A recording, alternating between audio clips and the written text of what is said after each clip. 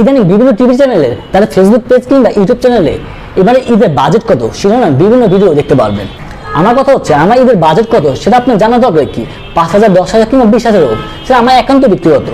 এইসব ভিডিওর কারণে যারা নিম্ন মধ্যবিত্ত তাদের মানসিক অবস্থা ক্রমান্বয়ে খারাপ হয়ে যাচ্ছে। তারও কিছু কিছু সংবাদ গ্রহীতার প্রশ্ন শুনে তো মনে হয় তাদের মাথায় ঘিলু নেই, আছে মস্ত বড় গোবর।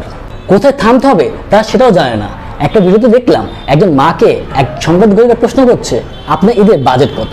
সেই মেয়েটা বলল, আমার ফুল ফ্যামিলির বাজেট হচ্ছে 5,000 টাকা। সেই সংবাদ গ্রহীতার উচিত ছিল এখানেই থেমে যাওয়া কিংবা ফুল স্টপ দেওয়া, কিন্তু সে সেটা না করে উল্টো প্রশ্ন করলো, এই যে অনেকে দেখছেন 1 লাখ, 2 লাখ, 3 লাখ, 4 লাখ টাকা বাজেট, এই বিষয়ে আপনার মতামত কি?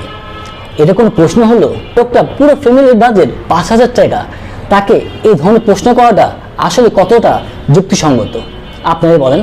আমি মনে করি এইসব ভিডিও বন্ধ করে প্রত্যেকটা মানুষকে তার আত্মমর্যাদা সহকারে বেঁচে থাকার সুযোগ দেওয়া উচিত।